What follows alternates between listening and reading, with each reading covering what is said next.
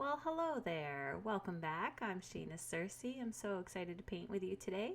So I recently did a very easy beginner landscape piece and I loved it so much I'm going to do a similar one that adds a few additional elements. So while I gather my supplies here, let me first say thank you so much for joining me today. And if you are a subscriber, I really appreciate you being here. Don't forget to like, subscribe, and comment. Those comments are so wonderful to see, and I read and answer every one, so thank you for all my commenters. Don't forget that in the description of this video that you can find my supplies that I used in this video, as well as links to all the different supplies I use on a daily basis. You can find my website as well as join my studio crew from there as well. So we're going to get started on this landscape, and like I said, it's very similar to the one we did previously with a few different elements that I've added to make it a little bit more challenging. The colors we're using are Prussian blue, burnt sienna, viridian hue, permanent rose, and Chinese white. And we are using the Cotman series. These are the paints I use to teach my in-person watercolor classes with my students. And I'm using a size 6 round and a 1/2 inch flat or square head brush. We're also going to be using 100% cotton paper. This is Arch watercolor paper, but any 100% cotton paper you have will do. And there is going to be a teeny tiny bit of drawing in this, which I will walk you through as requested by one of my commenters. And I will definitely do that when the drawings are simple enough that I can walk you through in a video. More complicated drawings, which I don't have a ton on here yet, might be available as outlines in the studio crew if you join there. But most of the drawings here are going to be super simple. So I'm just going to lay out my supplies, my paints in my palette, get my brushes and water ready, and then we're going to get right to it.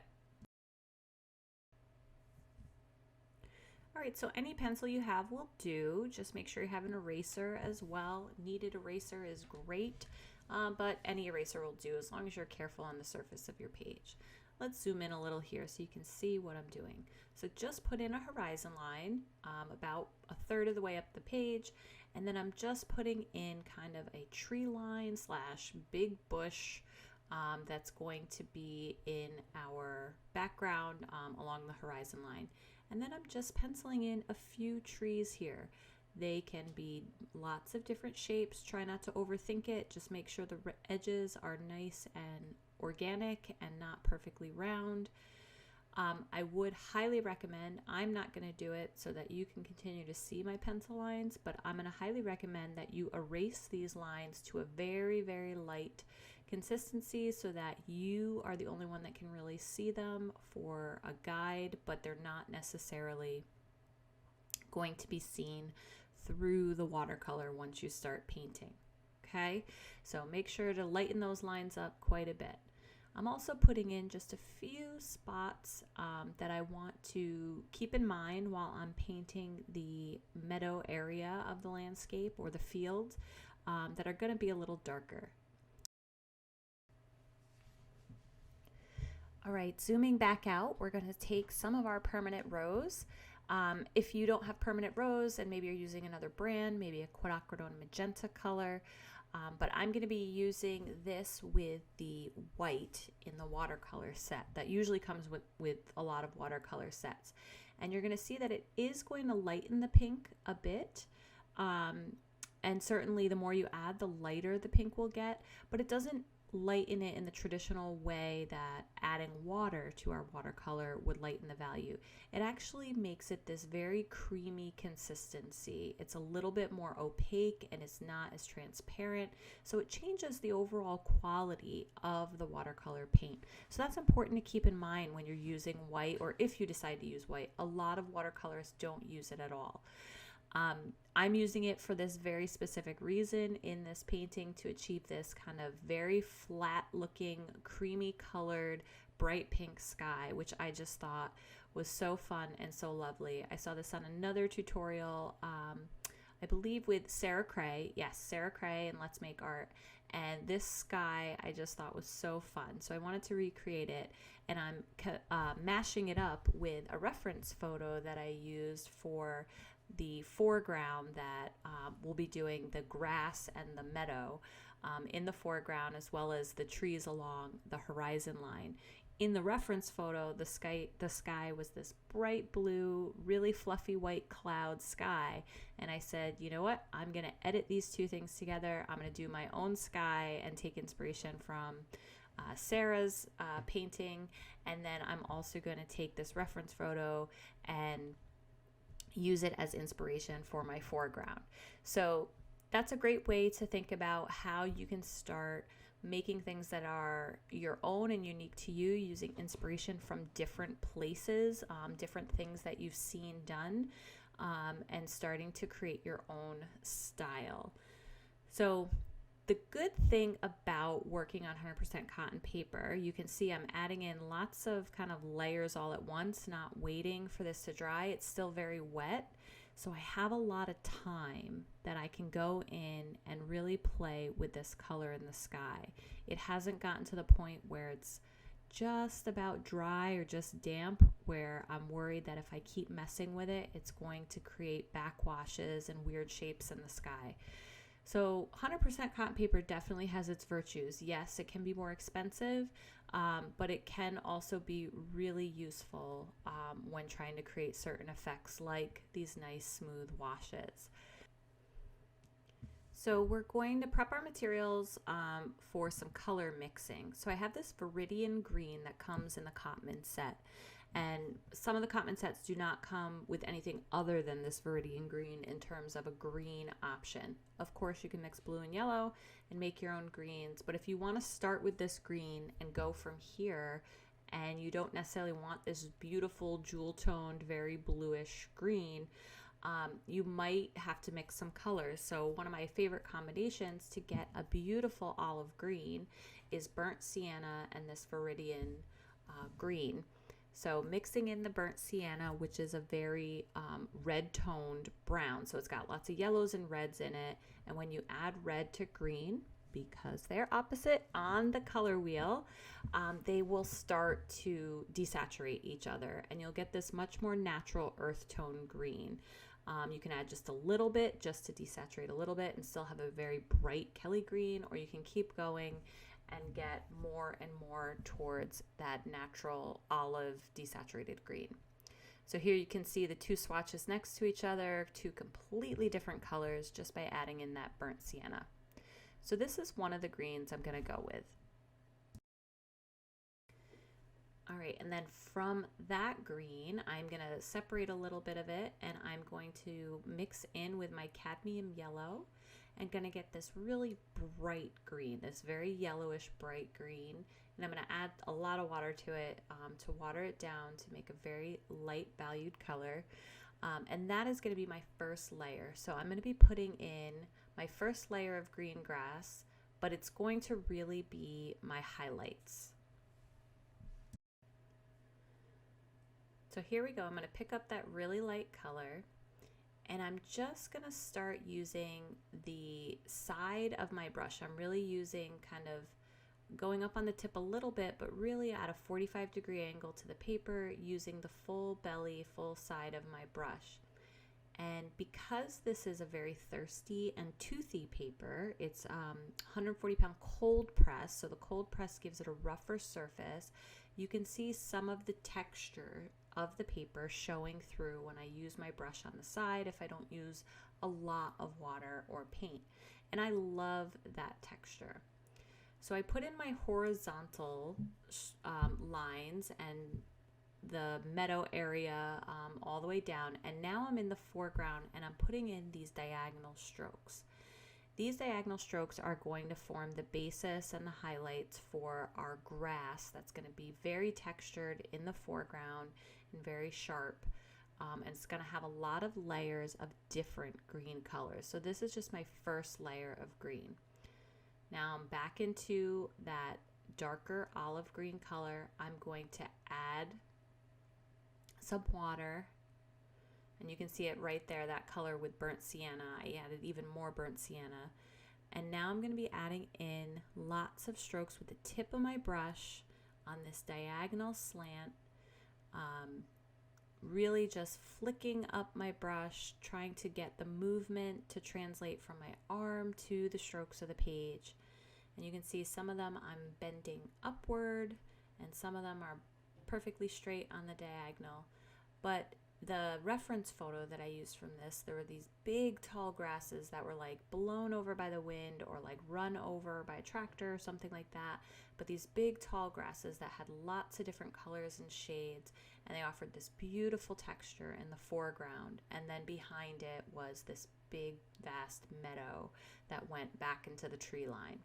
So I want to communicate that with these strokes in the front. And now I'm adding in some of my darkest green even further back, and I'm using that horizontal stroke again. So these areas are further back in the meadow. We can't see the details of the long grass, if there is long grass, or perhaps it's shorter back there. But we know there are different values in shadows and highlights throughout this meadow. We know there are different types of grasses and foliage and leaves. Or not foliage, but plants, that are throughout this kind of wild meadow that we see in front of us. So there's going to be a lot of different colors, shades, and values. Trying not to think about it too much, but just laying in some different areas. The further they go back, the thinner the lines or the smaller the areas I try to make to help sell the concept of it being further away. So it's smaller, thinner, slightly lighter. So the further back we go will be lighter as well. And now I'm going to get into the foreground again. So picking up that darker green color, that much more saturated, it's mostly not a lot of water added, but mostly burnt sienna and that viridian green mixed together to make this very dark olive color. So I'm adding that into various areas throughout the long textured grass. I'm not putting it in as much as the first layer. I'm leaving some empty spaces. I'm putting it in thicker, but I am continuing to keep the brush strokes in the same direction as the ones I put down previously. So basically enhancing the directionality of those long grasses. So keeping everything kind of together in motion, moving in the same way.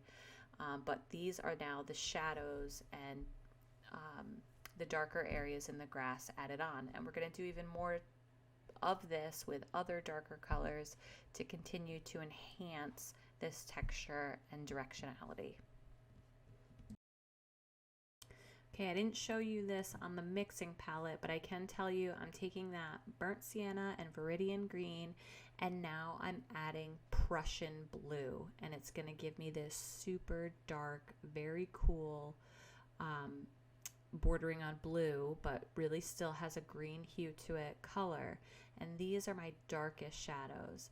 Now I want to be really careful with these. These could overwhelm the piece really quickly, and you could eat up all those highlights and other various colors of grasses, and all of a sudden they'll go from looking very textured to very flat or really wide, thick, dark areas. So be careful with your darkest color. It's really meant to enhance what's already there, but still let some of those previous layers, all that work you did, shine through. You did that work for a reason, and it's because all of these layers coming together will make this beautiful texture. Now, if you are doing this piece, you're most likely a beginner because it's a beginner watercolor piece. So it's important to know that you may not be painting as fast as I am, and that is totally okay. So take your time with this step. This is a great time to even put down your brush after you've put a few strokes on, to take a step back from your piece and to really look at the whole of the parts.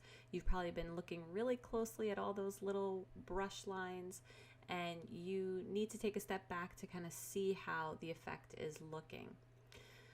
All right, so I'm going to get into a few more details in my meadow far away. So I'm putting in some darker color right along the horizon line, and then I'm blending that out. I just wanted to have a little bit more texture, a little bit more going on back there, a little bit of shadow with that horizon line, and I think it just gives it a little bit more depth and interest as you look at all the different colors that are kind of blending together and different textures. So now I'm using that middle green color with a little extra water to put in our trees in the background along the horizon line.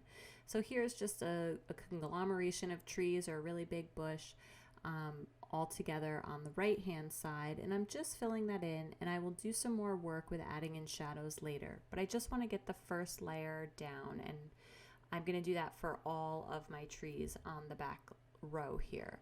So making more of that green now in my palette. I'm adding a little bit darker color to the bottom just to even it out, so that way we have kind of the same color throughout there. And I'm going to do the same thing with my trees and the other small grouping of trees to the left hand side. So just filling them in with a few dapples of paint and water. It's totally okay if you leave a few little gaps of white. We're going to be adding in another layer of color towards the bottom side of our trees after they dry a bit, in order to communicate some kind of roundness and some shadow on the underside of the tree and some highlight on the top. And now I'm going to go in with even a little bit darker green that has a little bit more of that viridian color in it. And I'm putting that just towards the bottom 2/3 of the tree, kind of on an angle, so that way the very top of the tree there looks like it is in highlight, or that there's some light falling on top of it, where the bottom half looks like it is in shadow.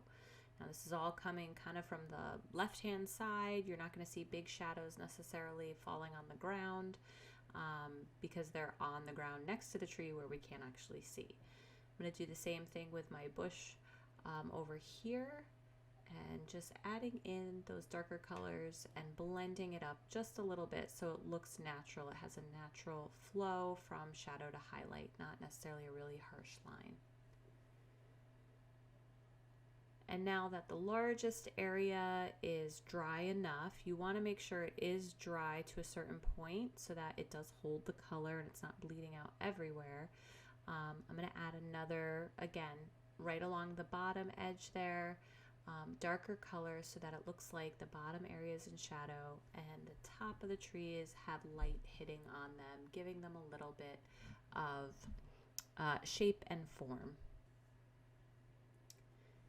And there you go. Once you are done adding in your last shadow details on your trees, you are done. You can step back and take a look at your painting, see if there's any more additional texture you want to add in, any other dark spots throughout your meadow or field area, or if you need to deepen the shadows. Taking off the paint at the very end is the best part, so you can see your nice clean edges. And look at that awesome deckled edge towards the top there of my paper. Love those deckled and hand-torn edges. They're so, so lovely. So let's take a look at our piece. I love it, but I am noticing one little detail that I forgot. Can you guess what it is? What did I leave out? If you said any indication that those trees had trunks, you would be right. So I just grabbed a little brown from my palette. I believe it's a little burnt umber, and added in some trunks, just a line to connect them to the ground. It does not have to be super complicated. And then we are finally finished with our piece. Thank you so much for joining me for this easy beginner watercolor landscape. I'm Shayna Searcy. It's always a pleasure to paint with you. Feel free to check out my website and also take a look into my studio crew if you'd like to join me for live sessions and more complicated paintings. Have a wonderful rest of your day, and I can't wait to paint with you again.